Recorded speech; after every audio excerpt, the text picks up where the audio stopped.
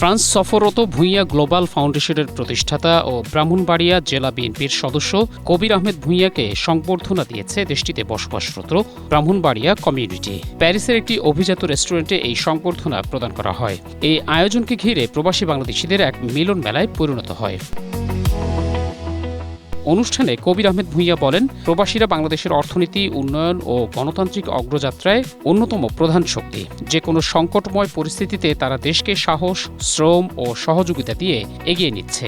বিদেশে মৃত্যুবরণকারী বাংলাদেশিদের মরদেহ দেশে নেয়ার ক্ষেত্রে সরকারি ব্যবস্থা আরও সম্প্রসারিত করার উপর জোর দেন তিনি। এ সময় তিনি ব্রাহ্মণবাড়িয়ার উন্নয়নে সবার সঙ্গে একযোগে কাজ করার প্রতিশ্রুতি দেন। আমরা শেষে পড়াতে আমাদের কোনো হয় না, ডেভেলপমেন্ট হয় না, কোনো ডেভেলপমেন্ট নাই। মানে আপনার আমার গ্রামে আপনি ভালো করে যেতে পারবেন না। আমি যখন বাড়িতে যাই, কয়েক হাজার লোক আমাকে দেখতে যায়। আমি সেইভাবে তৈরি করছি আমার জেলার মধ্যে। ব্রাহ্মণবাড়িয়ার বিশিষ্ট ব্যবসায়ী রাকিবুর রহমান উজ্জ্বলের সভাপতিত্বে অনুষ্ঠান পরিচালনা করেন ফ্রান্স যুবদলের সহ সভাপতি কাজী আব্দুর রেজা তুহিন ও ব্যবসায়ী কামরুল ইসলাম। অনুষ্ঠানে বিশেষ অতিথি হিসেবে উপস্থিত ছিলেন ফ্রান্স বিএনপির সাবেক সাধারণ সম্পাদক এম এ তাহের, ফ্রান্স বিএনপির সাবেক সহসভাপতি মাহবুব আলম রাঙা, ফ্রান্স বিএনপির সাবেক যুগ্ম সাধারণ সম্পাদক জুনায়েদ আহমেদ, যুবদল কেন্দ্রীয় নির্বাহী কমিটির সাবেক আন্তর্জাতিক বিষয়ক সম্পাদক এস এম মিল্টন সরকার সহ আরও অনেকে।